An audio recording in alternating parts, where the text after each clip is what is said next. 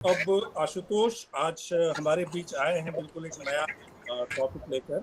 हम अपने आप को फिलहाल इस प्रोजेक्ट में इलाका जो है उसको हम लोग कवर करने की कोशिश कर रहे हैं, यानी एक परिचय हासिल करने की कोशिश कर रहे हैं कि क्या मूलभूत परिभाषाएं क्या है प्रोस्क्रिप्शन की, किन इलाकों में, किन भाषाओं में है आशुतोष, और किन किन जगहों पर ये प्रोस्क्रिप्शन और किन तरीकों से उसके कानूनी दाव पे क्या थे, कानूनी विकास क्रम क्या था, और क्या हुआ, किन किताबों को लेकर हुआ, आर्टिकल्स को लेकर के हुआ, किन इंसानों को लेकर के हुआ, उसका एक सामाजिक इतिहास अंततः हम उसका दस्तावेजीकरण तो करेंगे ही, और एक सामाजिक इतिहास भी उसका लिखने की कोशिश करेंगे हम और हमारे सहयोगी जो इससे जुड़ेंगे। हम बहुत आप लोग के आभारी हैं कि आप आए। आप सबका हम स्वागत करते हैं प्रोफेसर गजेंद्र पाठक की ओर से, जो थोड़ी देर बाद आएंगे, और ख़ास तौर पर डॉक्टर आशुतोष कुमार का, जो इतिहास विभाग काशी हिंदू विश्वविद्यालय में एसोसिएट प्रोफेसर हैं, और साथ साथ centre for alternative studies in social sciences CASS उसके संस्थापक अध्यक्ष हैं, जहाँ तक मेरी जानकारी है। कई जगहों पर फेलो रह चुके हैं, CSDS में भी और लीड्स में, फिर centre of study of slavery में, और slavery resistance and evolution Yale university में है। फिर शिमला में भी IIAS में उन्होंने कई किताबों में योगदान किया है, और उनकी किताब जो है उसका नाम है coolies of the empire, indentured Indians in sugar colonies 1830 to 1920, और कोलैबोरेटिव में उन्होंने क्रिस्पिन बेट्स के साथ the Indians labour diaspora Edinburgh university press से, और क्लॉड मर्कोविच के साथ Indian soldiers in the first world war revisiting a global conflict, जो कि रटलेज से आई है किताब, उसके सह लेखक है। और भी प्रतिमान में भी उन्होंने प्रकाशित किया है, हिंदी में भी लिखते हैं, अंग्रेजी में भी लिखते हैं, द्विभाषी इतिहासकार हैं। और हम दोनों गुरु भाई हैं। शाहिद अमीन के साथ इन्होंने भी काम किया है और मैंने भी किया है। मोहम्मद अमीन के पुत्र शाहिद अमीन, अजय जी के एडवांटेज के लिए मैं बता रहा हूँ, और अजय ऐश्वर्य कुमार जो कैम्ब्रिज से जुड़े हैं, वो भी हमसे थोड़े आगे थे, दिल्ली यूनिवर्सिटी में ही पढ़ते थे, फिर वो कैम्ब्रिज चले गए। तो मैं के साथ आशुतोष का स्वागत करता हूँ, सर म्यूट कर दीजिए। करता हूँ कि प्रवासी प्रिस्क्राइब्ड लिटरेचर जो है, प्रतिबंधित साहित्य है, उसका परिचय हमें देने की कोशिश करें।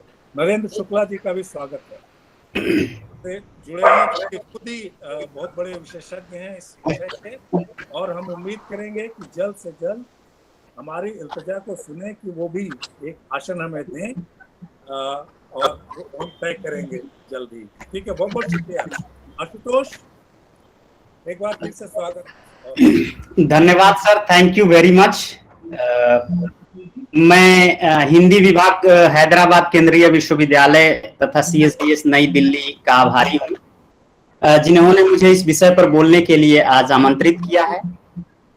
मैं आशुतोष पांडे का विशेष तौर पर आभारी हूँ, जिन्होंने मुझसे संपर्क कर हिंदी विभाग हैदराबाद केंद्रीय विश्वविद्यालय तथा CSDS द्वारा संचालित प्रोजेक्ट, जिसमें आशुतोष खुद जिससे जुड़े हुए हैं, प्रिंट प्रतिरोध के लिए और प्रतिरोध नियंत्रण के लिए औपनिवेशिक उत्तर भारत में प्रतिबंधित हिंदी उर्दू लेखन का सांस्कृतिक इतिहास 1850 to 1947 के बारे में चर्चा की, तथा मुझे कुली प्रथा से जुड़े प्रतिबंधित साहित्य पर वक्तव्य देने के लिए आमंत्रित किया। आज के इस व्याख्यान में मैं उस साहित्य की चर्चा करूंगा जो औपनिवेशिक भारत में अनुबंधित प्रवास तथा प्रवासियों की पीड़ा का प्रतिनिधित्व कर रहा था, और जिसका प्रभाव भारतीय जनमानस पर इतना पड़ा कि एक विशाल प्रतिरोध उठ खड़ा हुआ, जिससे बाध्य होकर औपनिवेशिक सरकार को उस साहित्य को प्रतिबंधित करना पड़ा। प्रतिबंधित प्रवासी साहित्य पर चर्चा से पहले औपनिवेशिक भारत में अनुबंधित प्रवास को जान लेना आवश्यक है। औपनिवेशिक भारत में अनुबंधित प्रवास समुद्र पारीय प्रवास से जुड़ा हुआ था, जो कि एक अनुबंध के तहत शुरू हुआ, जिसे इंडेंचर्ड सिस्टम अथवा शर्तबंदी प्रथा कहा गया। प्रवासी भारतीयों, खासकर फीजी प्रवासी भारतीयों द्वारा इसे गिरमिट प्रथा तथा सामान्य तौर पे इसे कूली प्रथा के नाम से भी संबोधित किया गया। शर्तबंदी प्रथा के तहत विभिन्न समुद्रपारीय देशों तथा द्वीपों के में भारतीय कृषक मजदूरों का प्रवसन औपनिवेशिक भारत की एक महत्वपूर्ण घटना थी। शर्तबंदी के तहत प्रवसन की शुरुआत 1833 में दास प्रथा के उन्मूलन से उत्पन्न बागान मजदूरों की कमी को पूरा करने के लिए किया गया था। गिरमिट के तहत 19वीं तथा 20वीं सदी के प्रारंभिक वर्षों में रोजी रोटी की तलाश में उत्तर तथा दक्षिण भारत के विभिन्न अंचलों से लाखों की तादाद में लोग समुद्र पार के देशों में गए। 1834 से 1917 के बीच 13 लाख से भी ज्यादा भारतीय किसान मॉरिशस, ट्रिनिडाड, गयाना, सुरिनाम, दक्षिण Africa, Fiji, Guadeloupe, Saint Kitts, Saint Lucia जैसे द्वीपों और देशों में गन्ना उत्पादन हेतु गए।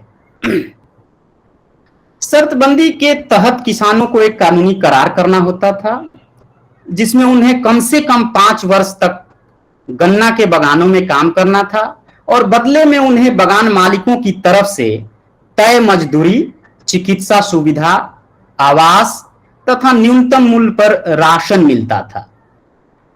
5 वर्ष के करार के खत्म होने पर भारतीय किसान देश वापस लौट सकते थे या 10 वर्ष की अवधि के बाद उन्हें मुफ्त में लौटने की सुविधा थी और न लौट पाने की स्थिति में उन्हें उस द्वीप में बस जाने का अधिकार भी था। औपनिवेशिक सरकार ने भारत में शर्तबंदी प्रथा को काफी संगठित तौर पर विकसित किया था।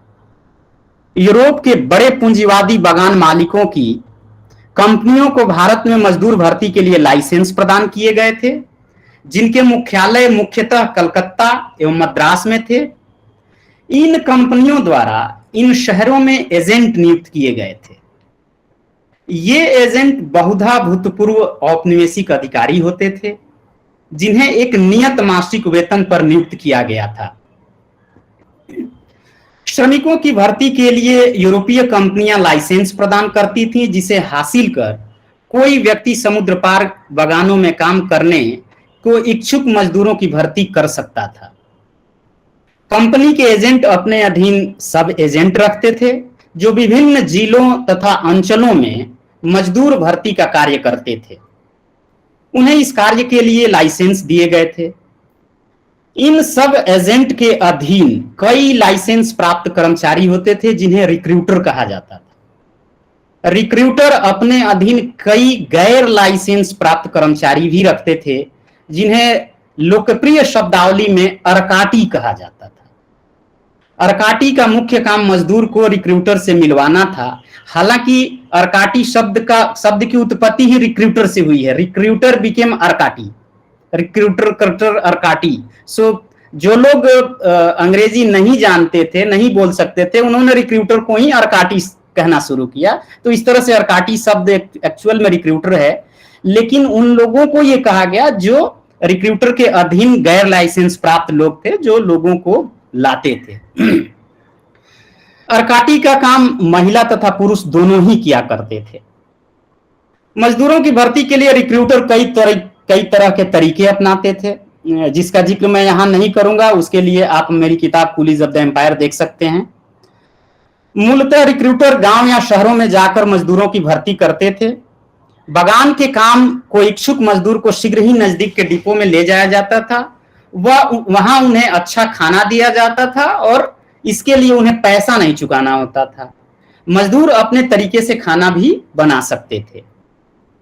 1860 के दशक से पहले, जब भारत में रेल की शुरुआत नहीं हुई थी, तब मजदूरों को दूरस्थ गांव तथा छोटे शहरों से कलकत्ता या मद्रास के मुख्य डिपो तक ले जाना बड़ा ही कठिन काम था। उन्हें लंबी पैदल यात्राओं द्वारा मुख्य द्वीपों तक जाना होता था।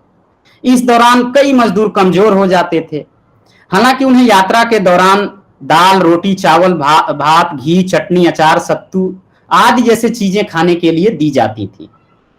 मुख्य द्वीपों पहुंचने के बाद मजदूरों की डॉक्टरी परीक्षा की जाती थी। उसके बाद उन्हें मजिस्ट्रेट के सामने पेश किया जाता था, जहां से उन्हें समुद्र पार बागानों में काम करने हेतु जाने संबंधी सहमति पत्र पर हस्ताक्षर अथवा अंगूठे का निशान लगाना होता था। मजिस्ट्रेट मजदूरों से नौकरी की शर्तों की जानकारी लेता था और जाने को इच्छुक मजदूरों को अनुमति प्रदान करता था। धोखे या झूठ से लाए गए मजदूरों के लिए रिक्रूटर को सजा तथा हर्जाने का कानून भी था। 1830 के दशक के शुरुआत में ही गिरमिट प्रथा के आरंभ के साथ ही इसके खिलाफ गोलबंदी भी शुरू हो गई। मानववादियों तथा ब्रिटिश दास प्रथा विरोधियों ने इसका विरोध करते हुए इसे दास प्रथा का ही नया अवतार बताया। ये लोग 1870 के दशक तक लगातार इसका विरोध करते रहे, लेकिन इनके विरोध के बावजूद गिरमिट प्रथा थोड़े बहुत संशोधनों के साथ चलती रही। किंतु 20वीं सदी के प्रथम दशक से भारतीय राष्ट्रवादी भी गिरमिट प्रथा के बहाने औपनिवेशिक शासन की आलोचना करने लगे तथा इसके उन्मूलन के लिए आंदोलन करने लगे।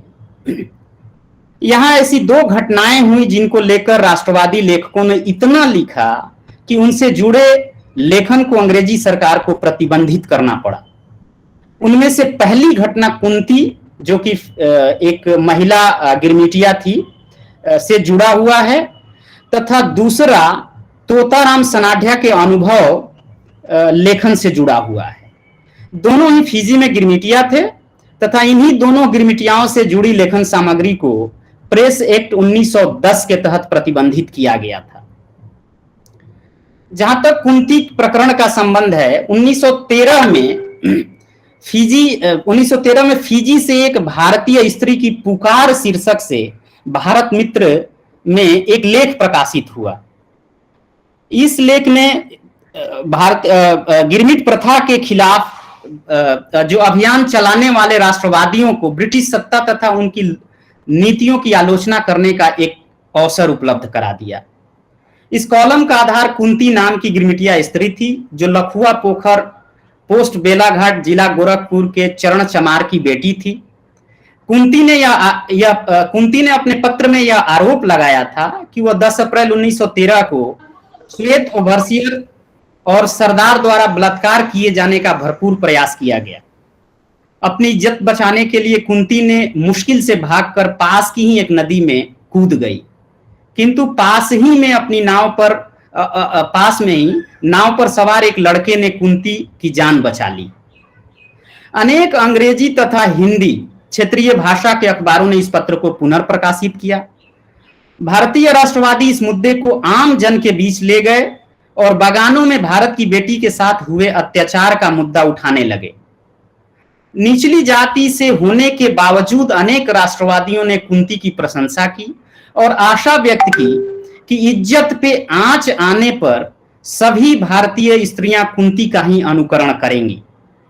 भारत मित्र ने 8 मई 1914 को लिखा, आई कोट, भारत मित्र को मैं यहां कोट कर रहा हूं, कि चमार जाति से होने के बावजूद अपनी अस्मत बचाने के लिए नदी में कूदने का साहस दिखाकर कुंती ने अनेक संभ्रांत स्त्रियों को पीछे छोड़ दिया है।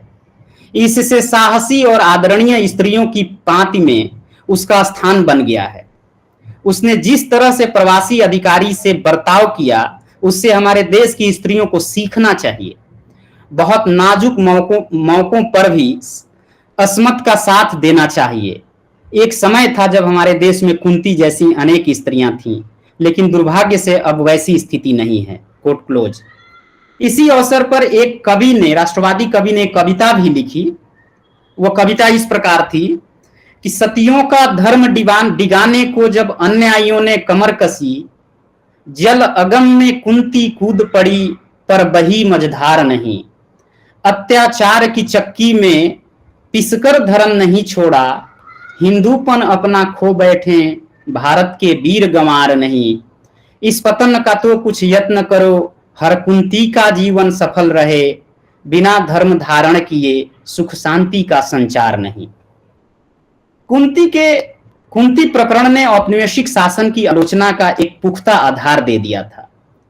कुंती का प्रसंग एक मजबूत उपनिवेश विरोधी विमर्श बन गया, जिसके तहत भारतीय संस्कृति में उपनिवेशवादी हस्तक्षेप की घोर आलोचना की गई और भारतीय स्त्री को जान की कीमत पर भी पतिपरायण माना गया।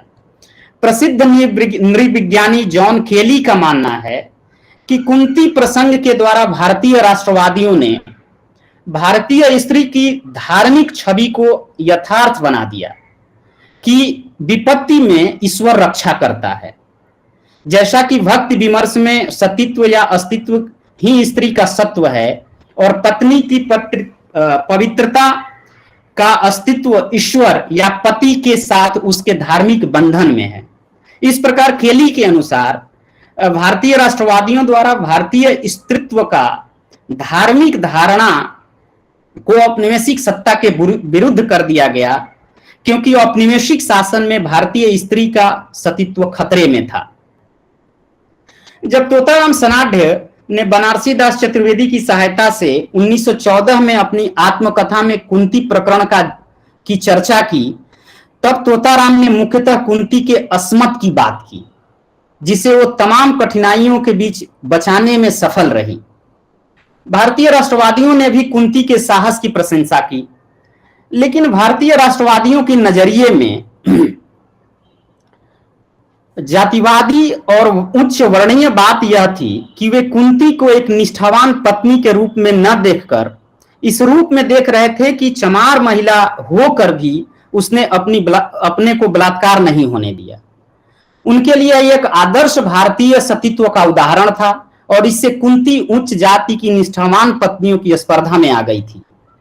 दूसरे शब्दों में कहें तो भारतीय राष्ट्रवादियों ने पीड़िता के चयन और व्याख्या में भी उच्च जाति के मूल्यों को प्राथमिकता दिया और निचली जाति की स्त्री तब तक राष्ट्रवादियों के विमर्श का विषय नहीं बन सकी जब तक वह उच्च जाति के स्त्री के तथाकथित गुणों का प्रदर्शन न कर दे। भारतीय स्त्री पर हुए इतिहास लेखन को भारतीय समाज और इसकी सीमाओं के बारे में राष्ट्रवादियों द्वारा उपनिवेशवादियों को दिए जवाब के संदर्भ में ही समझा गया है। यद्यपि विद्वानों ने राष्ट्रवादी विचार निर्मिति में पुंसत्व और पितृसत्ता को पहचाना है, लेकिन वे भारत में महिलाओं के जातीय वैविध्य को समझने में असफल रहे हैं। इतिहासकारों तथा स्त्री विमर्शकारों ने भारतीय संदर्भ में स्त्री का समरूपीकरण कर दिया है और स्त्री की कोटि के भीतर अधीनता की विविध कोटियों लेयर की उपेक्षा की है। इसीलिए महिलाओं के संदर्भ में राष्ट्रवादी विमर्श उनकी आलोचना पितृसत्ता तथा पुंसत्व तक सीमित है और इसमें जाति का पैमाना शामिल नहीं है। कुंती प्रसंग इसका शानदार उदाहरण है कि कैसे भारतीय समाज के जाति के पूर्वाग्रह के कारण तथा कथित निचली जाति की महिला की आवाज को इतिहास की व्याख्या में सिर्फ महिला की कोटि में रखकर धुंधला कर दिया गया है। जब भारतीय राष्ट्रवादी उपनिवेशों में महिलाओं पर अत्याचार के मुद्दे का राजनीतिकरण कर रहे थे और गिरमिट प्रथा की समाप्ति की मांग कर रहे थे, उसी समय कुंती अपने पति और 2 बेटियों के साथ जुलाई 1914 में फिजी से कलकत्ता लौटी। कुंती की कहानी पहले से ही लोगों की जानकारी में था और अखबारों में संपादकीय और कवियों की कविता का विषय बन चुका था। भारत के प्रवासी अधिकारी कुंती के कलकत्ता लौटने की सूचना एवं उसके गिरमिट विरोधी अभियान का हिस्सा बनने से डरे हुए थे।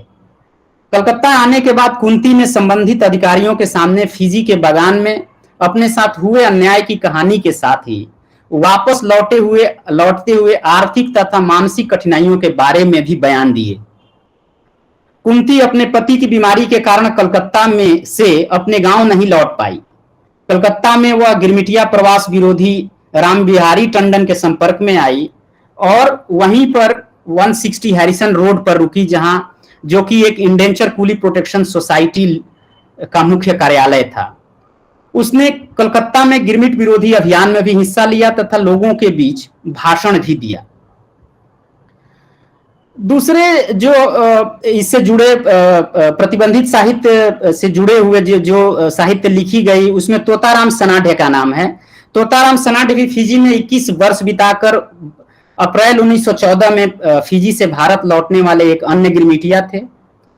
तोताराम गिरमिटिया प्रवास विरोधी आंदोलन कारी जैसे मणिलाल, गोपाल कृष्ण गोखले, महात्मा गांधी, CF एंड्रूज से आदि के संपर्क में पहले से थे।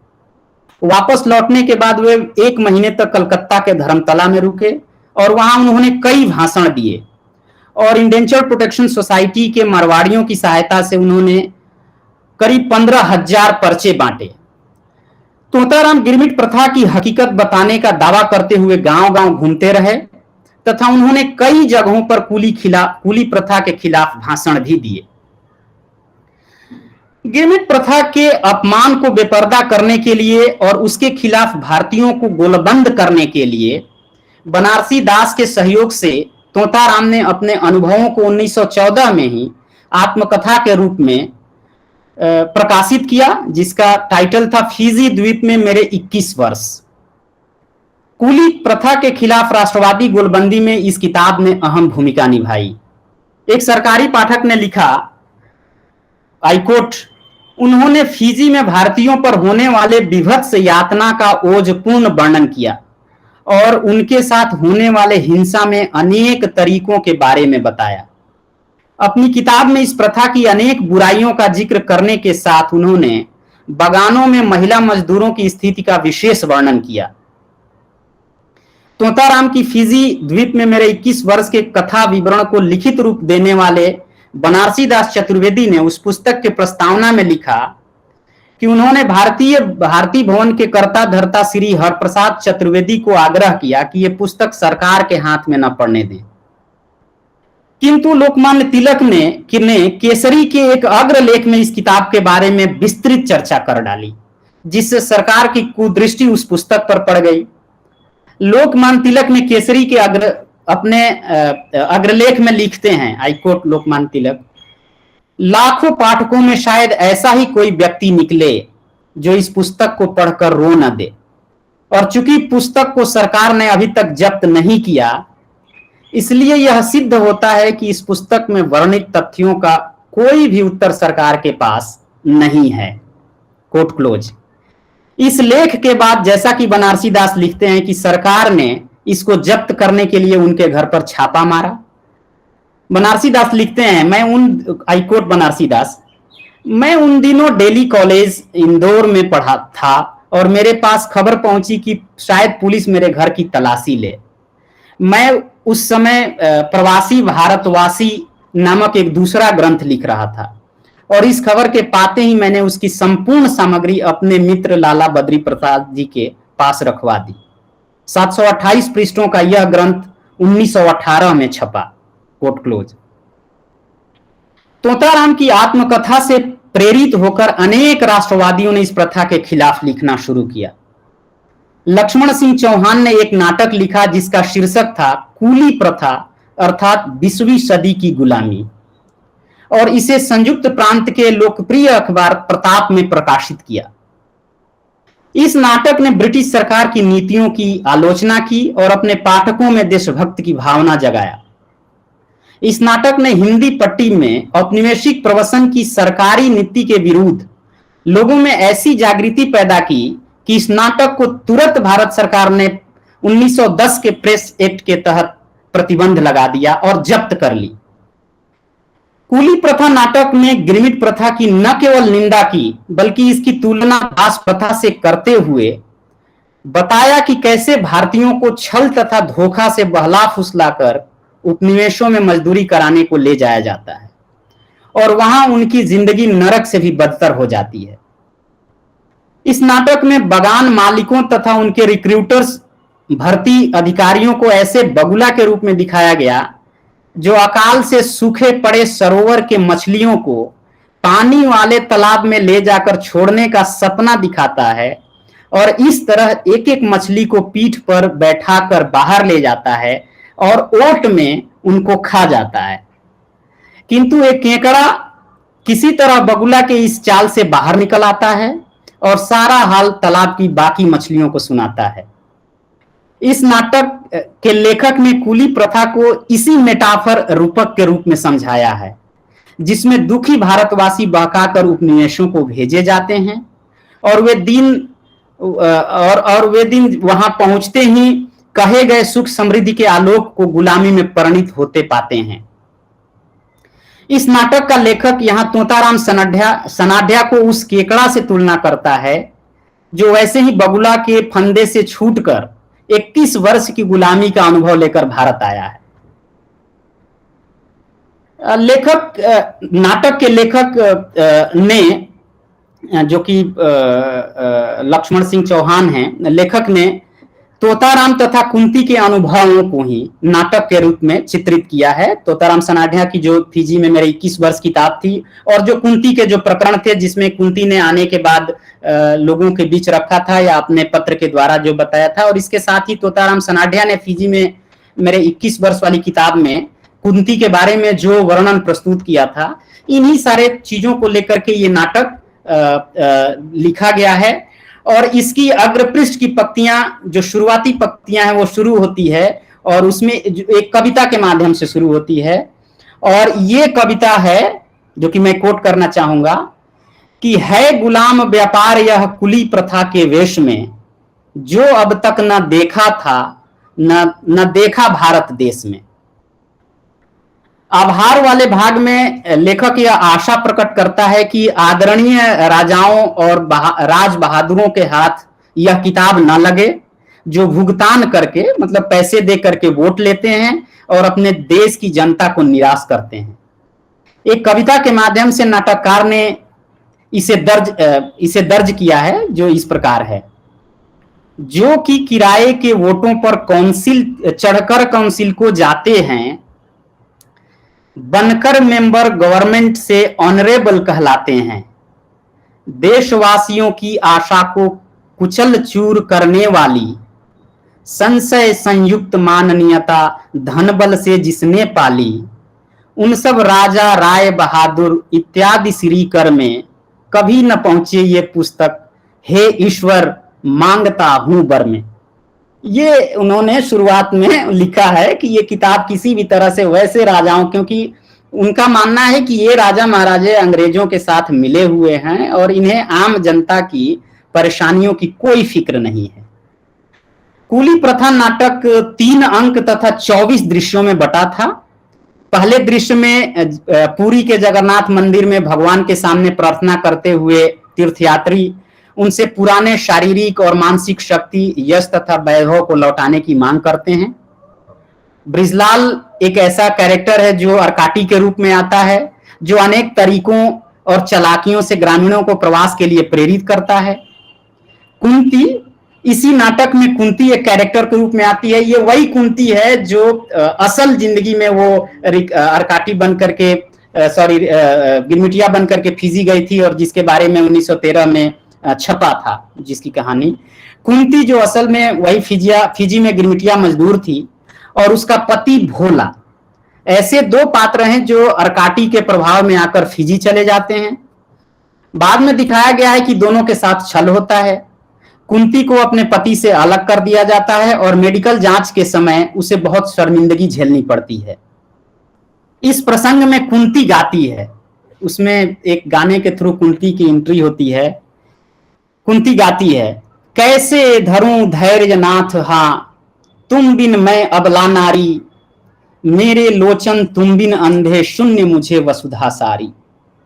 जीवन की यात्रा भारी है, पथ भावी में छिपा हुआ, विपदा की नदियां बहती हैं, विपिन भयानक संसारी।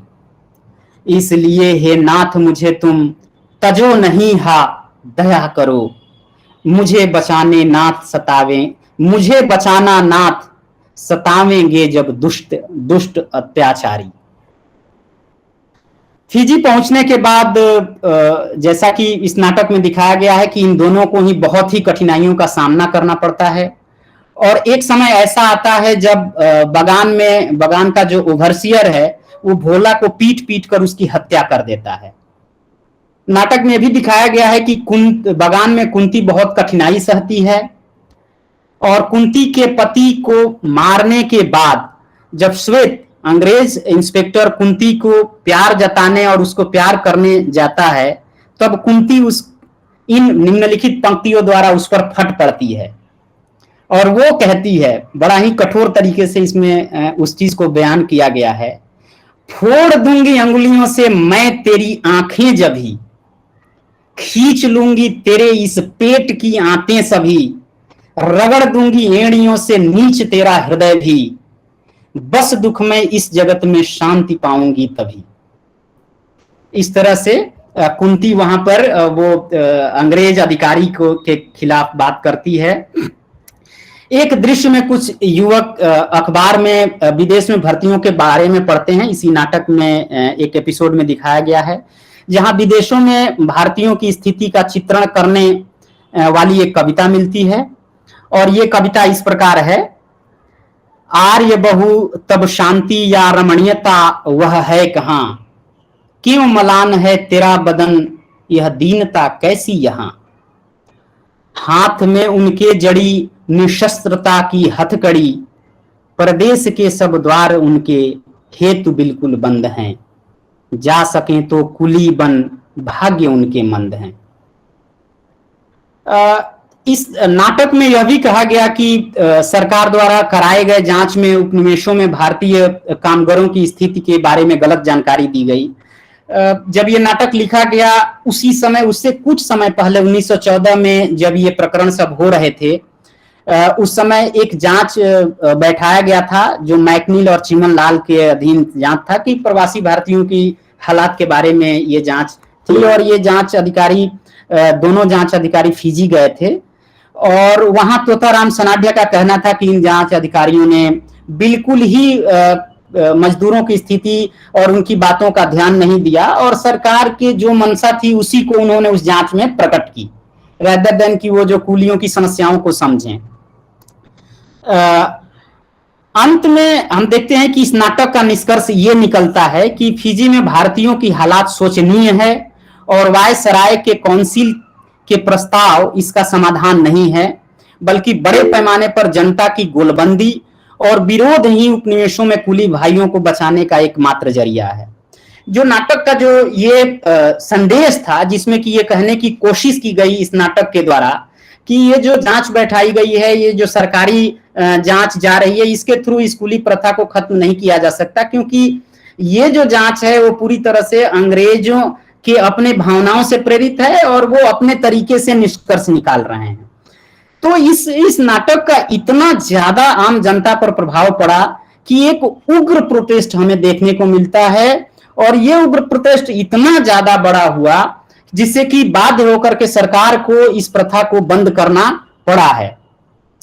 गिरमिट प्रथा पर लिखे साहित्य को भारतीय क्रांति, ये जो साहित्य था, जो कुली प्रथा नाटक या तोताराम सनाढ्या के फिजी में मेरे 21 वर्ष, जिसको और उससे जुड़े हुए जो अभी तक हमने देखा कि कई पत्र पत्रिकाओं में छपे हुए कविता कहानियां, इसको जो सरकार ने बैन करने की कोशिश की, ये बैन की। इस तरह के साहित्य हम देखते हैं कि बहुत सारे जो उस समय के जो क्रांतिकारी थे, जो बगावती थे, जो कि छुपे भी हुए थे, उनके घरों में पाया गया। उदाहरण के लिए हमने देखा कि ये इस तरह के साहित्य जब मैनपुरी केस का जब जांच चल रही थी और षड्यंत्रकारियों को पकड़ा गया, उनके घरों में अंग्रेजी दस्तावेज जो अंग्रेजों ने जो लिस्ट सौंपी, उसमें उन्होंने पाया कि ये भी नाटक और फिजी में मेरे 21 वर्ष जैसी किताबें भी उनके घरों में पाई गई थी। तो इस प्रकार हम देखते हैं कि कुली प्रथा सरीखे लेखनों ने आम जनता पर ऐसा प्रभाव डाला कि इस प्रथा के विरोध में एक जन आंदोलन खड़ा हुआ और यह भारत का ऐसा पहला जन आंदोलन था जिसे आज भी भारतीय इतिहास में जगह नहीं मिली है। जैसा कि हम देखते हैं कि हमारा मास मूवमेंट, यदि हम भारतीय इतिहास लेखन को देखें तो मास मूवमेंट हम चंपारण से शुरू करते हैं। गांधी के चंपारण यात्रा से ही भारतीय मास नेशनलिज्म की शुरुआत हम लोग मानते हैं। लेकिन जैसा कि यदि गिरमिट प्रथा और उसके विरोध के इतिहास को देखा जाए और जिस तरह से इसको जन समर्थन मिला और जिस तरह से नॉर्थ इंडिया हो या साउथ इंडिया हो, हर तरह हर जगह पर इसके खिलाफ इतने व्यापक पैमाने पर प्रतिरोध हुए और लोग सड़क पर आए, उससे ये पता चलता है, इसको एक ऑस्ट्रेलियाई इतिहासकार गिलियन कहते हैं कि ये इतना बड़ा प्रतिरोध आंदोलन था जो कि स्वतंत्रता आंदोलन का जो प्रतिरोध आंदोलन था उससे भी बड़ा था। लेकिन दुर्भाग्यवश पता नहीं क्यों भारतीय इतिहास में इस जन आंदोलन को हम न तो कहीं जगह देखते हुए पाते हैं और न ही इसका लेखन में कहीं जिक्र हुआ है। तो ये एक ऐसा आंदोलन हम देखते हैं जो कि जिसको सही मायने में फर्स्ट मास मूवमेंट कहा जाना चाहिए भारतीय स्वतंत्रता आंदोलन का, जिसका कि डायरेक्ट प्रतिकार अंग्रेजों की नीतियों से था।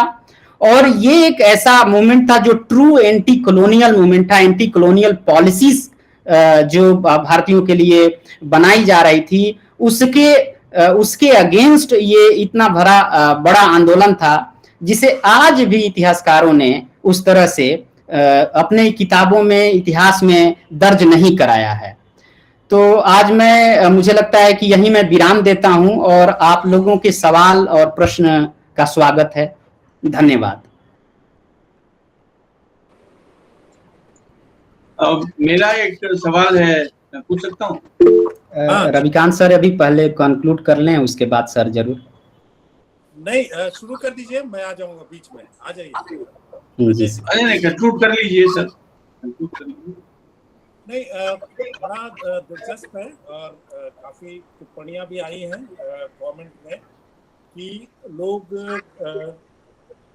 जानना चाहते हैं कुछ चीजें और कुछ चीजों पे एक्सपेंशन चाहते हैं। लेकिन दिलचस्प है कि ये पहला जन आंदोलन आप इसको कह रहे हैं, है ना?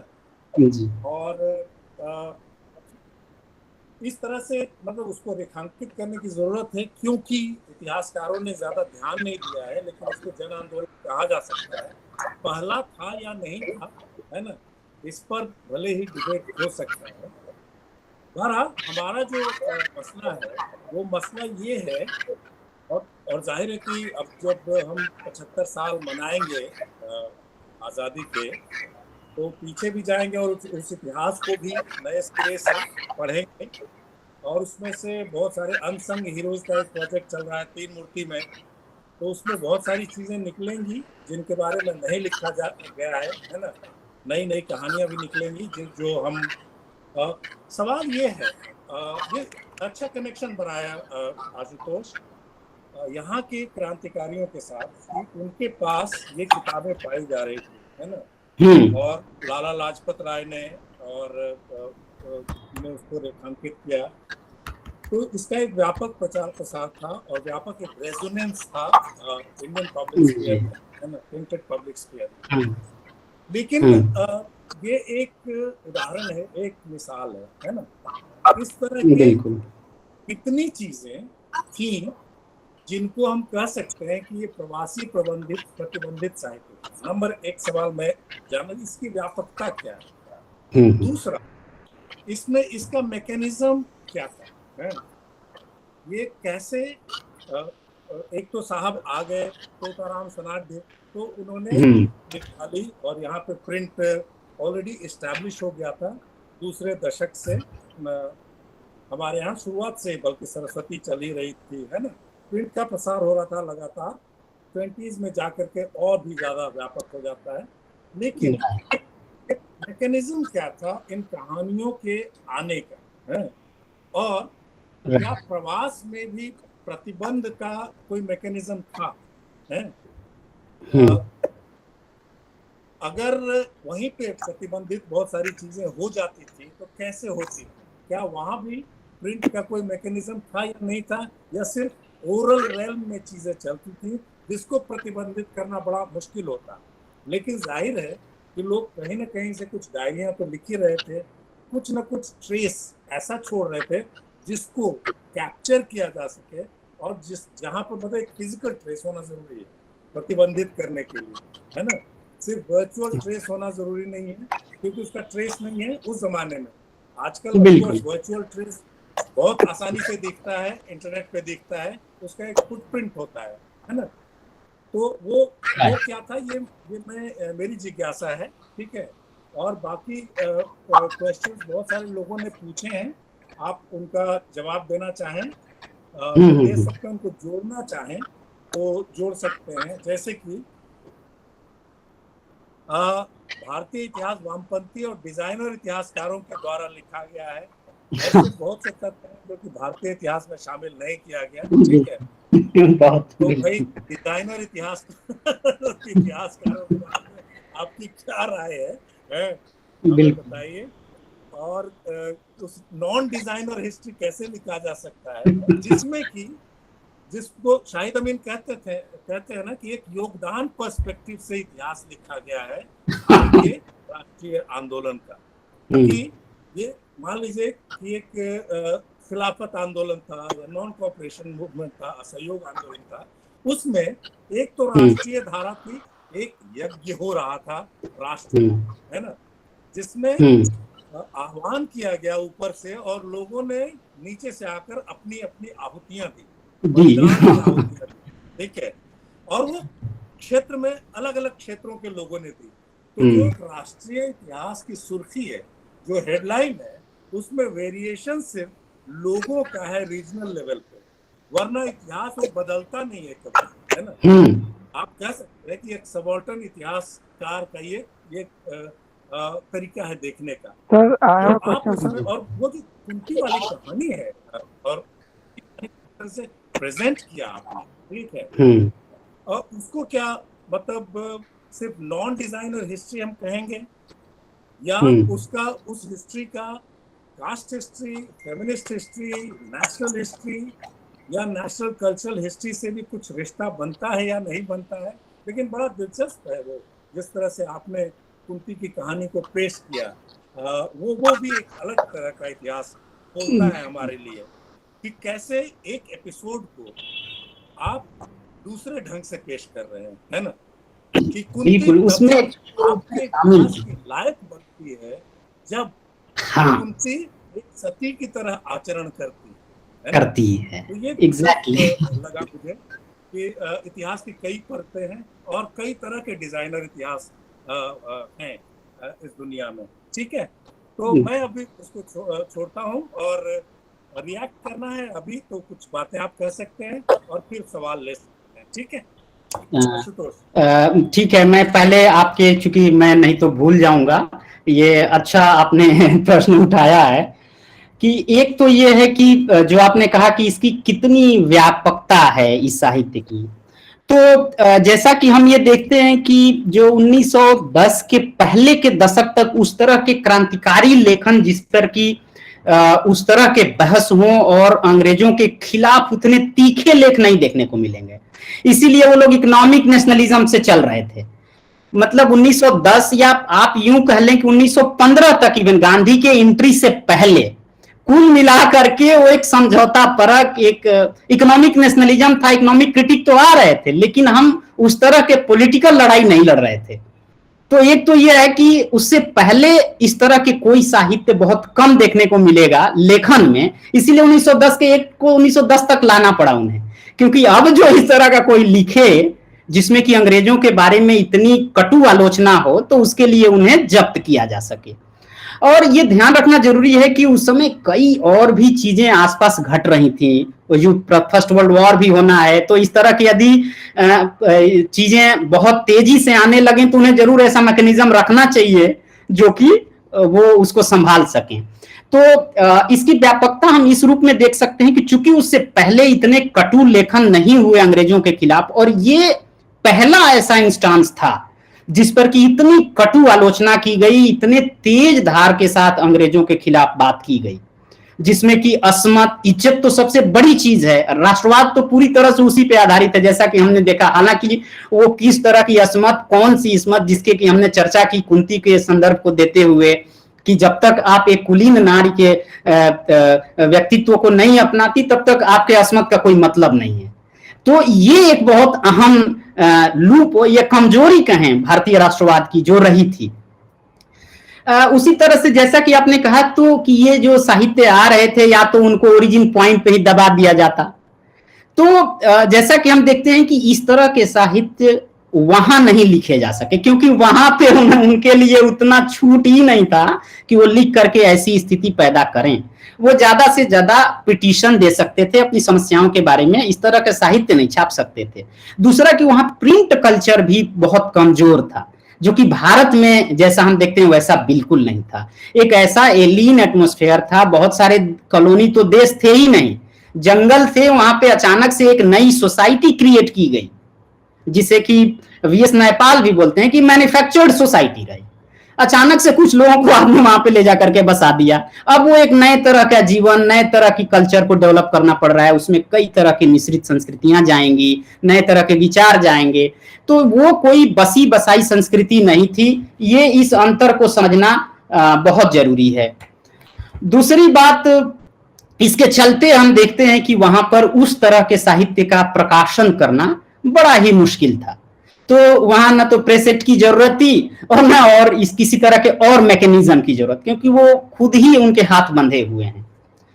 अब रह गई जहां तक पर्सपेक्टिव का, तो बिल्कुल ये जो मेरा टॉक था, इसमें मैंने इन्हीं चीजों पर ध्यान देने की कोशिश की कि किस तरह से राष्ट्र का इतिहास योगदान के इतिहास से लिखा गया है। और इसी कारण तो हम गिरमिटियाओं के इतिहास को उतना नहीं समझ पाते, क्योंकि गिरमिटियाओं ने राष्ट्र के निर्माण योगदान में उनकी नहीं है उस तरह से जो कि उनको, लेकिन एंटी कॉलोनियल मूवमेंट को खड़ा करने में या लोगों की भावनाएं इसमें इतनी जुड़ गई कि हमारे लोगों के साथ ऐसे अत्याचार हो रहे हैं, वो जो एक जन सैलाब दिया, हालांकि वो कहीं जो भारतीय आजादी के आंदोलन से बहुत मेल नहीं खाया। इसी कारण, यही कारण रहा कि ये राष्ट्र के योगदान के पर्सपेक्टिव में बैठ ही नहीं पाया। यही तो आर्गुमेंट देना चाहता था मैं कि यदि ये बैठा होता तो इतिहास का पार्ट होता। चंपारण बैठ गया, चंपारण बैठा तो चंपारण पहला मास मूवमेंट हो गया, और ये नहीं बैठ पाया जो कि मुश्किल से 1 ही महीना पहले खत्म हुआ था। मतलब ये देखिए कि चंपारण जो अप्रैल में शुरू हो रहा है और मार्च में ये खत्म हो रहा है, मतलब ये आंदोलन मार्च में कुली प्रथा की खात्मा के साथ खत्म हो रहा है। आप 1 महीने में ही आपकी इतनी दृष्टि और आपकी मेमोरी खत्म हो जाती है कि इतने बड़े आंदोलन को आप कहीं इतिहास में दर्ज ही नहीं करते। और नेक्स्ट आंदोलन जो 1 ही महीना बाद होता है, जो कि 3 कठिया प्रथा के खिलाफ होता है, वो इतने व्यापक पैमाने पर दर्ज होता है कि राष्ट्रवाद पर लिखी गई किसी किताब में भी हर किताब उसकी जिक्र बहुत डिटेल में करती है।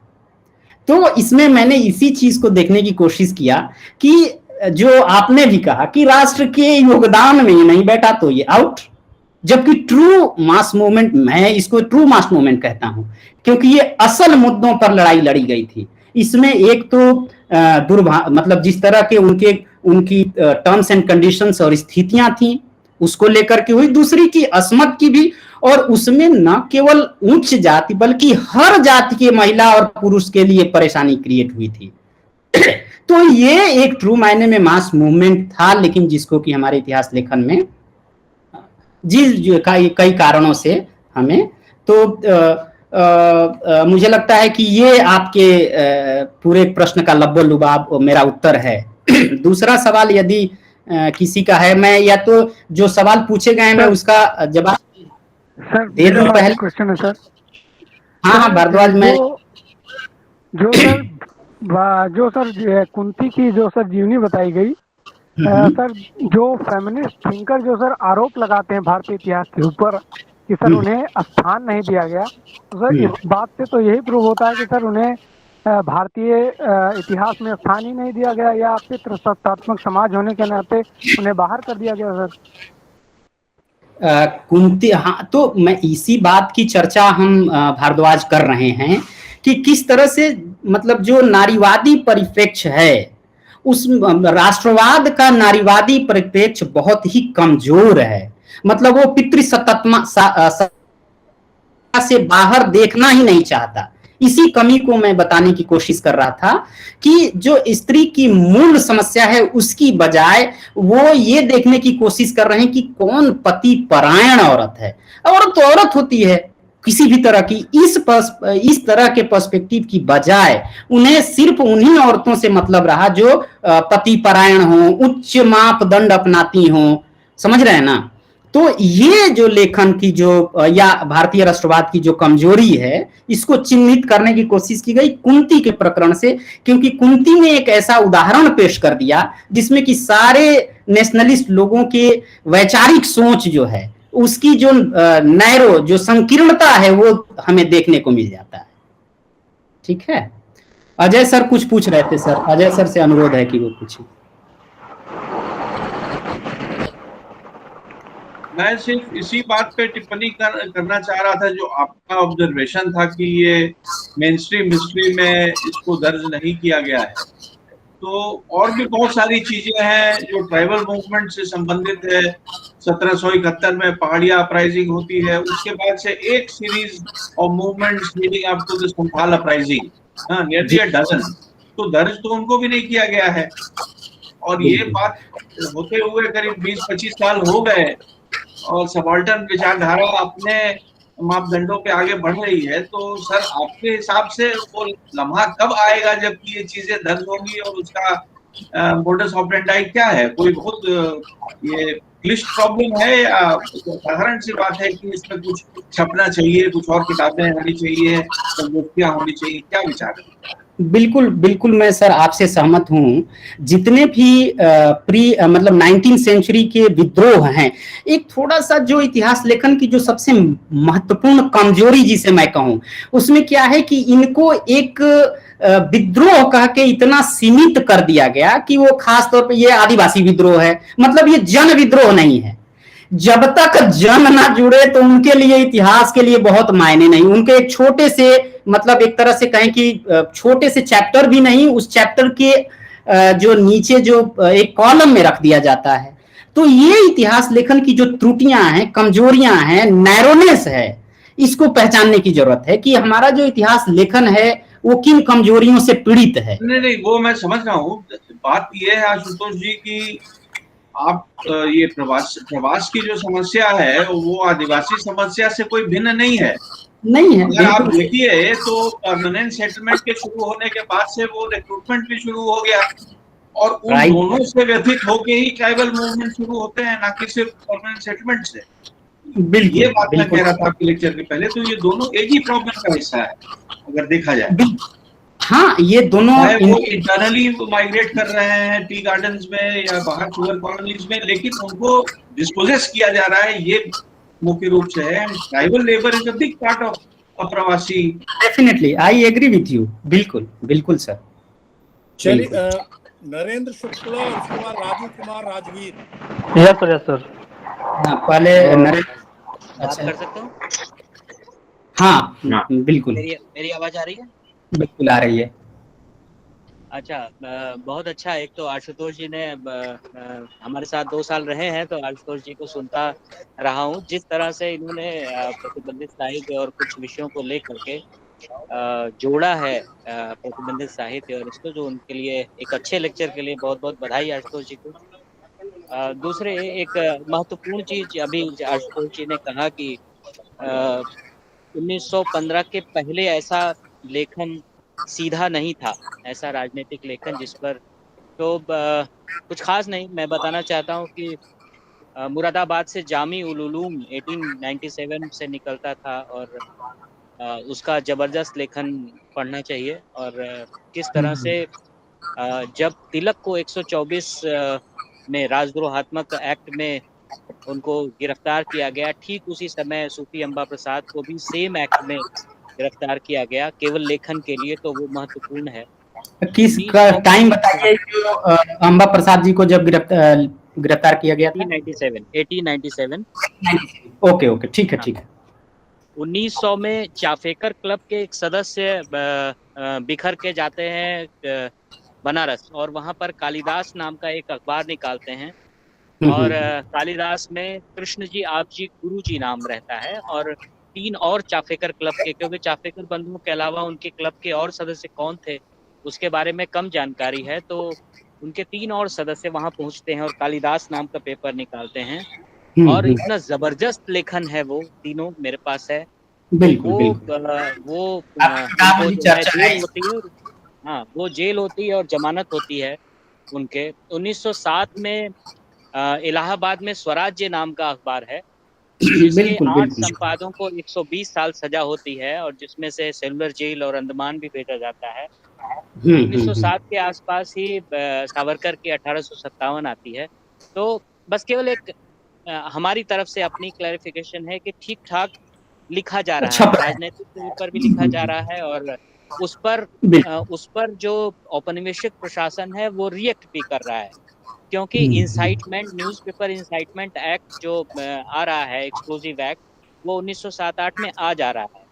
फिर 1910 में एक्ट लाना ही इसलिए पड़ रहा है क्योंकि इतना जबरदस्त लिखा जा रहा है पॉलिटिकली कि वो एक्ट लाना पड़ा, इसके बावजूद कि वो 153 है, 124 में बार बार उसको लोगों को निरुद्ध कर रहे थे। वो पूरा एक वो है। तो खैर, तो लेकिन कुछ भी हो, जिस तरह से आपने इस साहित्य को लेकर के, साहित्य को और फिर राष्ट्रीय आंदोलन में, क्योंकि राष्ट्रीय आंदोलन राजनैतिक आंदोलन और बाकी साहित्य, समाज, आयुर्वेद और तमाम तरह के आंदोलन चल रहे हैं, वो आंदोलन छिटपुट रूप में असल में राष्ट्रीय आंदोलन का ही पार्ट है। जिस दिन अगर प्याज के छिलके की तरह अगर हम इसको अलग कर देंगे, जो कि अलग किया गया है, तो हम राष्ट्रीय आंदोलन कहीं मिलेगा ही नहीं। तो जिस तरह से आपने एक और छिलका यहाँ पर राष्ट्रीय आंदोलन के साथ जोड़ा है, वो बहुत महत्वपूर्ण है। उसके लिए आपको बधाई। धन्यवाद। धन्यवाद। Thank you. और बड़ा ही आपने अहम चीजों पर प्रकाश डाला है और ये संज्ञान में मेरी है, क्योंकि मैं आपकी लास्ट पुस्तक जो प्रतिबंधित साहित्य पर जो आपकी किताब है उसकी समीक्षा मैंने किया था और मेरे संज्ञान में थी। बस मैं ये इसमें कहना चाहता था, एक्चुअली वो लब्बो लुबाब मेरा कहने का एक ये था कि ये जो चाहे चापे 1900 वाले चापे कालिदास पेपर हो या स्वराज से जो निकल रहे थे, इसमें खास तौर पे जो जिस तरह के एक जन आंदोलन इस तोताराम और कुंती के प्रकरण से छपने के बाद जो क्रिएट हुआ था, एक्चुअली उतना व्यापक आंदोलन न होने के चलते आप सही बोल रहे हैं कि वो प्याज के छिलके के रूप में थे, जो बाद में निश्चित रूप से बड़े वही छोटे छोटे आंदोलन जोड़ करके बड़े आंदोलन का रूप ले रहे हैं और वो आ रहे थे। बस मैं ये मतलब कहने की कोशिश कर रहा था, इसमें ये संज्ञान में जरूर था कि निश्चित रूप से अचानक 1910 ऑनवर्ड्स तो हो नहीं सकता, उसकी जरूर प्रक्रियाएं पहले से शुरू होंगी, लेकिन जिस तरह का जन आंदोलन क्रिएट हुआ और उसके बाद सरकार ने उसको जबरदस्ती बंद करने की कोशिश की, बस मेरा ये परिप्रेक्ष्य था कि इसमें इसको हम जोड़ सकते हैं कि इसने जन आंदोलन का ट्रू रूप धारण कर लिया था। बाकी तो वो तो बहुत अहम है, जो आपने जो 2-3 चीजों का जो जामी उल्लम और चापेकर और कालिदास का जो जिक्र किया था, निश्चित रूप से ये तो तभी तो प्रताप भी इवन बहुत क्रांतिकारी चीजें लिख, तभी तो प्रताप ने छापा भी, या कुंती का ही विशाल भारत में जो छपा, या पायनियर में भी जो लेख छपा, तो निश्चित रूप से जब वो ऐसी घटनाएं छाप रहे हैं तो निश्चित रूप से पहले से उसकी कहीं ना कहीं जुड़ी हुई हैं घटनाएं। धन्यवाद आपके इस महत्वपूर्ण कमेंट के लिए। राजू जी नमस्कार सर। जी नमस्कार सर, मैं बीचू के ही इतिहास विभाग का पुराना छात्र हूँ। अच्छा। जी सर, आपसे मुलाकात उसमें नहीं हो रही थी, लेकिन सर मैं आपकी किताबों को उसमें मैं पढ़ रहा था, चाहे भूटलन की कथा हो, चाहे आपके साथ जो शोध प्रबंध हो, चाहे आपका साथ जो एक और जो इंग्लिश में किताबें थी कूली पार वाला, सर मैं किताबों को पढ़ रहा था और सर मेरी इच्छा जागृत हुई, तो मैंने सर वर्धा से डायस्पोरा विभाग में एमफिल किया हूँ और सर मैं वर्तमान में इंदिरा गांधी ट्राइबल यूनिवर्सिटी अमरकंटक से पीएचडी कर रहा हूँ और सर मेरा शोध टॉपिक सर भर्ती प्रक्रिया पे है। औपनिवेशिक काल में भर्ती प्रक्रिया पे है, मजदूरों का जो प्रदर्शन हुआ था। सर मैं 2-3 चीज उल्लेख करूंगा। सर क्या जो मनन द्विवेदी का उपन्यास था रामलाल, सर क्या उसको भी प्रतिबंधित किया गया था? नहीं सर, उसको तो नहीं किया गया था सर, वो भी लिख रहे थे इस बारे में। दूसरा सर एक और चीज, सर फिजी से रामचंद्र बाबा 1909 में चले आते हैं। हाँ, वो भी नहीं तो सर क्या वो ऐसी चीजों को प्रचार कर रहे थे कि गिरमिटिया के खिलाफ? नहीं, बाबा रामचंद्र के लेखन में इसके खिलाफ उन्होंने नहीं लिखा, इसीलिए जो राष्ट्रीय आंदोलन के लेखन में उन्होंने जो किसानों के लिए जो मुद्दा उठाया, निश्चित रूप से उसकी ट्रेनिंग उन्हें फिजी में मिल चुकी थी। जो मेरी जो किताब अभी आ रही है बाबा रामचंद्र पे, आप उसके जो प्रस्तावना में इस चीज को डिटेल में पढ़ेंगे, जी जी जी कभी समय में आ जाएगी। तो जी बाबा रामचंद्र उसी तरह के एक्सपीरियंस थे। जब उनके हम बाबा रामचंद्र के राइटिंग्स को पढ़ते हैं तो पता चलता है कि वो भी कई तरह के जिक्र करते हैं कि वहाँ जी किस जी तरह की हालात थे। हाँ तो लेकिन भारत में आने के बाद जिस तरह से राष्ट्रवादियों के साथ मिलकर के तोताराम ने आंदोलन में पार्टिसिपेट किया, उन्होंने जी उन्होंने एंटी कुली प्रथा के विरोध वाले आंदोलन में नहीं पार्टिसिपेट किया, लेकिन जी जस्ट अवध के किसानों की समस्याओं को लेकर के उन्होंने बड़ा व्यापक आंदोलन जरूर छेड़ दिया, जो कि गांधीयन मूवमेंट के पैरेलल चल रहा था। ये सबाल्टर्न स्टडीज के जो इतिहासकार हैं उनका ये कहना था कि दोनों किस तरह से पैरेलल चल रहे थे। जी एक जबरदस्त मूवमेंट बाबा रामचंद्र ने जरूर, नेहरू भी लिख रहे हैं, मैंने अभी एक उसी इंट्रोडक्शन में ये कहा भी है कि बाबा रामचंद्र के बारे में तो हमें नेहरू से ही पता चला, क्योंकि उन्होंने अपनी आत्मकथा में लिखा कि एक फिजी से लौटा हुआ गिरमिटिया साधु है जो गांव में घूम घूम कर किसानों को उसके अधिकार के लिए संगठित होने के लिए उकसाता है, और इस तरह से किसान अपने अधिकारों के प्रति सचेत हुए। ठीक है सर, एक और क्वेश्चन था। एक और व्यक्ति थे माहरू महाराज। माहरू महाराज का भी जिक्र मिलता है कहीं कहीं, और मैं उनके बारे में जो नामवर सी थे जो मिर्का थे, मैं उनसे भी उनके बारे में काफी सुना था। तो सर माहरू महाराज भी इस पे काफी टिप्पणियां कर रहे थे, घूम रहे थे, तो उनके बारे में सर कोई जिक्र बहुत कम मिलता है। बहुत कम मिलता है। उन्होंने एक्चुअली माहरू महाराज का कहीं भी जिक्र एंटी इंडेंचर मूवमेंट में हमें नहीं मिलता है। लेकिन सर उनका एक बायोग्राफी है जो चंद्रभानु सिंह ने लिखा हुआ है, माहरू महाराज के प्रवास का था। उसमें बस जिक्र आता है कि वो 2 बार इंडिया से बाहर गए, एक फिजी गए, पहले तीर्थनाथ गए थे, और काफी वहाँ पे लड़ाई झगड़ा करते थे, फिर इंडिया चले आते थे। तो उसके बारे में से कुछ बता सके तो अच्छा रहेगा। हाँ, एक्चुअली 1921 में ये बंदा एक्चुअली फिजी जा रहा है, ठीक ना? जी जी। वहाँ पे क्या है कि वो जाते ही जो उस समय एक्चुअली भारतीय किसानों ने वहाँ पे उस समय इंडेंचर सिस्टम खत्म हो चुका था और फिजी किसान सभा बन चुकी थी भारत के तौर पे। तो ये जा करके वहाँ पे ये धरना देने लगते हैं और ये बोलते हैं कि गांधी ने मुझे भेजा है। अब सब लोग गांधी का नाम यूज करके कुछ भी कर लो। अब वहाँ पे ये सवाल होती है, सीआईडी की रिपोर्ट आती है कि ये कौन बंदा है। गांधी से पूछा जाता है, अंग्रेजों ने लेटर लिखा है और एक अंग्रेजों का दल जाता है सीआईडी का कि ये क्या आपने भेजा है। गांधी ने इनकार करते हैं कि मैंने ऐसे किसी बंदे को वहां जाने के लिए बिल्कुल अनुमति नहीं दी है। लेकिन ये साधु महाराज वहां जाकर के, और वो जो 1921 के प्रोटेस्ट में काफी भाग लेते हैं, उन्हें गिरफ्तार किया जाता है, फिर उन्हें इंडिया वापस भेजा जाता है। उनके नाम वहाँ पे कुछ स्कूल्स खुले हुए हैं। सर मैंने काफी पढ़ा है सर। सर मैं आपको पढ़ता रहता हूँ, आपसे मुलाकात नहीं कर पाया हूँ, जी सर मैं जल्दी आपसे मिलना चाहूंगा सर, बीचो आकर। और घनश्याम सर से सर मेरी बात होती रहती है, अब आपसे भी सर संपर्क स्थापित करूंगा। जी धन्यवाद सर, थैंक यू सर। कोई और सवाल? एक दो सवाल जो ऊपर था मैं चाहता हूँ किसी का। सर वामपंथी इतिहास और डिजाइन, तो वही जैसा कि आदित्य, मैंने पहले भी ये चीज स्पष्ट किया कि इसको चाहे वामपंथी इतिहासकार हों या राष्ट्रवादी इतिहासकार हों, निश्चित रूप से इन लोगों ने उस घटना को, जो प्रवासी भारतीय और जो इंडेंचर सिस्टम, कुली सिस्टम के विरुद्ध जो आंदोलन खड़ा हुआ, उस तरह से इसका लेखन तो कहीं नहीं मिला। इसका मुख्य कारण ये था कि वामपंथी इतिहासकार तो ज्यादा इकोनॉमिक हिस्ट्री से जुड़े रहे शुरुआती दौर के, और उनका ये था कि जो इंटरनल इकोनॉमी है भारत की, या पलायन इंटरनल है, that is only Indian history. ये जो कंसेप्ट है कि Indian history means the history which is belong to the Indian territory, Indian territory से जैसे बाहर गया वो इंडियन हिस्ट्री उनके लिए नहीं बन रहा। तो इसके चलते हम देखते हैं कि उनके इतिहास लेखन में ये कमी रही, और ये सोच में भी कमी है, जिसके चलते हम उसका जिक्र नहीं पाते हैं। अब जैसा कि जिस तरह से धीरे धीरे इस पे लेखन शुरू हुआ है, तो हर तरह के लोग अब इस पे लिखना शुरू कर चुके हैं। अभी सर ये कुमार का एक सवाल है। हाँ, ऐश्वर्य सर आप कुछ सवाल करना चाहते थे, स्वागत है आपका। हाँ आशुतोष, धन्यवाद। बहुत अच्छा लगा पेपर सुनकर और बहुत मजा भी आया, क्योंकि आपने नाटक की चर्चा की, जो मेरा एक तरह से प्रिय विषय भी है। बिल्कुल, आप जुड़े हुए रहे हैं नाटक तो से। बिल्कुल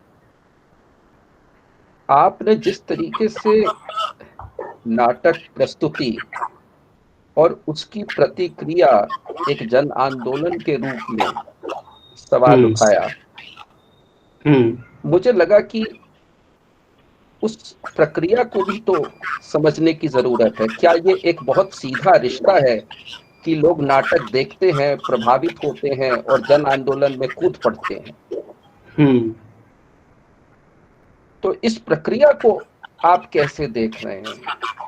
क्या प्रक्रिया थी वो? बिल्कुल। तो मेरा बस इतना ही संक्षिप्त सवाल है। ये बड़ा ही महत्वपूर्ण है एक्चुअली। ये घूम फिर करके हम इसलिए इस नाटक का जिक्र कर रहे हैं क्योंकि जो बाकी माध्यम थे, जो लेखन था, लेखन के साथ एक दिक्कत ये है कि ये वही पढ़ सकने वाले लोग ही इसके प्रभाव को समझ सकते हैं। जो पढ़ेगा वही जानेगा, और भारत की जनसंख्या तो उतनी पढ़ी लिखी थी नहीं। ये जो नाटक लिखा गया और इसका जब परफॉर्मेंस हुआ, एक्चुअली इसी को ध्यान में रखते हुए ही इस नाटक को लिखा गया और परफॉर्म किया गया ताकि ये जन जन तक पहुंच सके।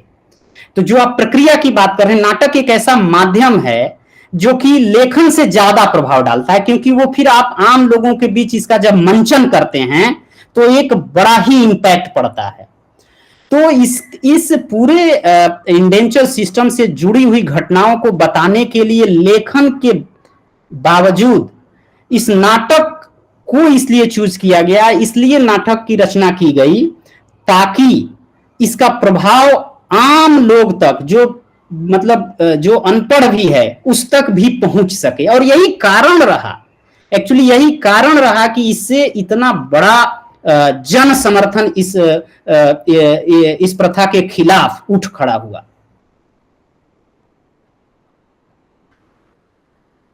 जी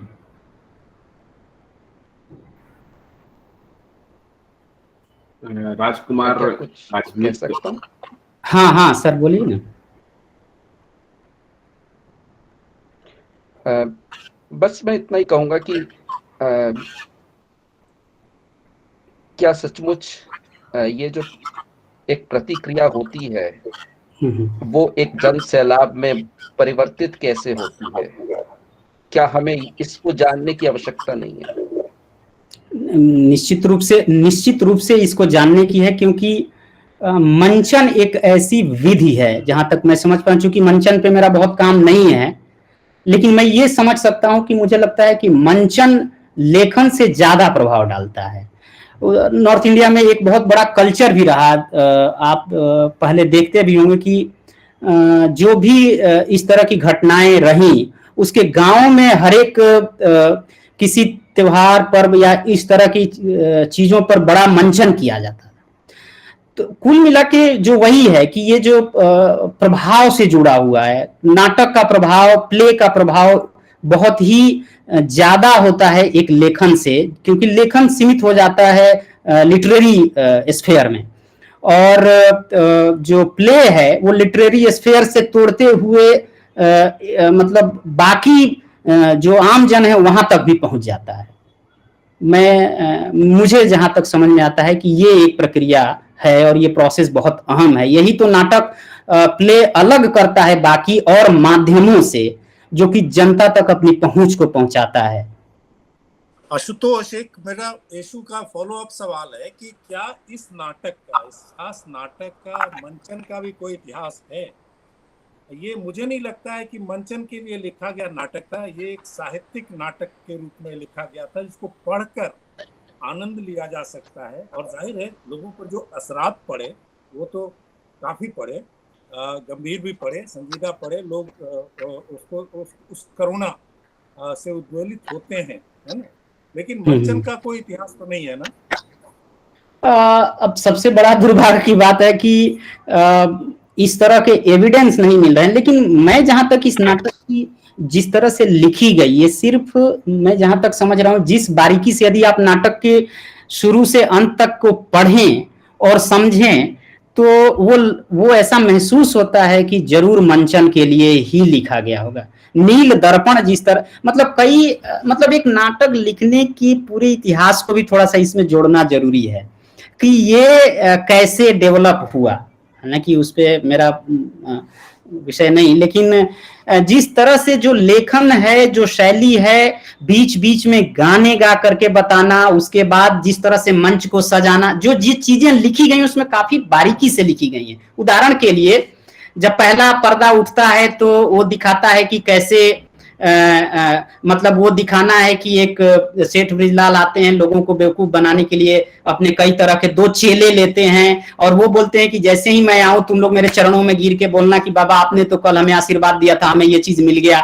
मतलब जो सेटिंग उसमें बना रहा है, जिस तरह की बारीकियां लिखी हुई है कि मंच पे क्या होना चाहिए, क्या नहीं होनी चाहिए, इसका मतलब है कि वो पूरी तरह से मंचन के लिए तैयार है। उसको पढ़िए और हूबहू ऐसी चीजें करके मंच तैयार कीजिए और फिर उस नाटक को परफॉर्म कीजिए। तो ये जो मैं जहां तक समझ पाया हूं इस टेक्स्ट की बारीकी को और पढ़ने के बाद, कि ये मंचन के लिए ही था। और निश्चित रूप से उत्तर भारत में जिस तरह के नाटक मंचन की जो प्रक्रिया है, भिखारी ठाकुर देखिए उसके जस्ट बाद वही समय है जब भिखारी ठाकुर भी कलकत्ता में विदेशिया का मंचन शुरू करते हैं। तो हो ही नहीं सकता कि इसका मंचन से संबंध न रहा हो, क्योंकि ठीक है हमारे पास एविडेंस नहीं मिल रहे हैं, जो भी कारण है, लेखन नहीं हुई या किसी ने ये नहीं बताया कि यहाँ मंचन हो रहा था मैं पहुंचा या ऐसा हो। लेकिन आप समकालीन बाकी नाटकों को देखें जो कि उसी माइग्रेशन से ही संबंधित थे, वो काफी धारदार रहे। विदेशिया उसका प्रमुख उदाहरण है, इतना लोकप्रिय रहा नॉर्थ इंडिया में कि आप सोच सकते हैं कि निश्चित रूप से इसका भी कहीं, और विदेशिया में भी यही चीज है कि कथानक, संवाद और बीच बीच में गाना, है ना। तो ये जो मतलब जानरा है जो नाटक लिखने की या समझने की, या जो जिस तरह से फ्लो बनता है नाटक में, तो एक परफॉर्मेंस उसी समय हो रहा है उसी तरह की रचना से। और दूसरी तरफ एक नाटक हमारे सामने है जो कि प्रतिबंधित हो गया, उसकी कॉपियां जब्त कर ली गई। तो इसका मंचन कितना हुआ, कैसे हुआ, ये इसके पोटेंशियलिटी को तो नहीं समझ पाते, लेकिन सीआईडी की रिपोर्ट ये जरूर बताती है कि लोगों में इतना, ये कुली प्रथा ने इतना प्रभाव डाला है कि एक बड़ा ही जन समर्थन इस प्रथा के विरुद्ध उठ खड़ा हुआ है। ये जिक्र सीआईडी की रिपोर्ट में हर बार होती है। 1914 से लेके ऑनवर्ड्स आप देखें सीआईडी की रिपोर्ट जो यूपी से जो आ रही हैं, उसमें इसको लेकर के हमेशा जिक्र है। एक सवाल भावना सिंह का है। Gandhi is considered as the first leader who brought women to the forefront in large number. Can the episode of Kunti put light on how women in India already had a background in the political thought process? बड़ा ही अच्छा सवाल है भावना, very good question actually. इसमें 2 चीजें देखनी है। मुझे लग रहा है कि ये तो है कि कुंती जैसी एक कमजोर औरत जिसको हम कह सकते हैं, जिसको सो कॉल्ड कमजोर लोग कह रहे हैं, कमजोर तो बिल्कुल नहीं रही। वो एक ऐसी औरत रही जिसने कि इतना अंग्रेजों के खिलाफ जो लोहा ली, जिसमें कि उसे खत्म करना पड़ा। इस सिस्टम को बैन करने के पीछे मुख्य कारण कुंती और उसका लेटर रहा। कुंती उसकी की कैरेक्टर है। अदरवाइज ये जो आंदोलन शुरू हुआ, आप हमारी किताब पढ़ें तो ये आंदोलन तो दूसरे लिए शुरू हुआ था, एंटी इंडेंचर का। वो तो साउथ अफ्रीका से गांधी फ्री इंडियंस की राइट्स के लिए लड़ रहे थे, ये गिरमिटियाओं के लिए लड़ ही नहीं रहे थे। लेकिन कुंती के लेख ने जिस तरह का प्रभाव डाला, उससे जनमानस हिल गया। उससे भले ही राजनीतिक लोग को मजबूरी में इसके साथ में खड़ा होना पड़ गया, लेकिन कुंती का लेखन बहुत अहम था। तो हम ये कह सकते हैं कि निश्चित रूप से एक अवेयरनेस थी औरतों को। इसको 2 रूप में देख सकती हैं। एक तो ये देख सकते हैं कि जो भारत के अंदर औरत रह रही है, वो उस कल्चर को देख पाई है जिसमें कि एक औरत वोकली अपने राइट के लिए फाइट कर सके। ऐसा कम मिलता है, कम होगा जरूर, लेकिन कुछ कम है। लेकिन प्लांटेशन रेजिम की एक तो खूबी ये जरूर हम देख सकते हैं कि वहां परेशानियां तो रही, लेकिन एज ए वर्कर, चाहे मेल हो या फीमेल हो, जो बराबरी का राइट का अनुभव उसने वहां किया, या अपने राइट के लिए फाइट कर जाने के लिए जो उसको एक माहौल मिला, उसकी परिणति ये रहा। तो निश्चित रूप से वो जो रिजीम है कहीं ना कहीं उसको अपने राइट को के लिए फाइट करने का स्पेस दे रहा था, जो कि भारत में उस तरह के सांस्कृतिक पहलू में उस तरह की स्पेस होगा, कम देखने को मिलता है, क्योंकि एक दलित इस तरह से वो कह ही नहीं सकती थी। भारत में इतना अभी तक हमारे पास बहुत कम ऐसे एविडेंस मिले हैं जो कि इतना बड़ा आंदोलन की प्रणेता बनी हो।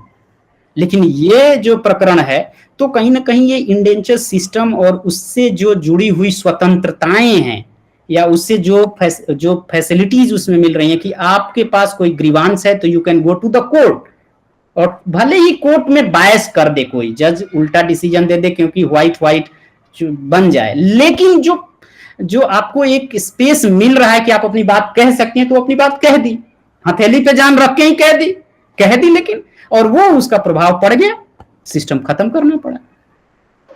Sir one more question, is it possible, जैसे कुंती का आपको जो रेफरेंस मिला एक नाटक के थ्रू मिला और उसका लेटर था, बट और उससे हमें पता चलता है कि she had an awareness about political techniques, मतलब उसने जो टेक्निक यूज की लेटर लिखकर प्रेजेंट किया वो एक मतलब वो एक उस टाइम पे पॉलिटिक उस तरीके से पता होना भी एक बड़ी बात थी फॉर अ वुमेन।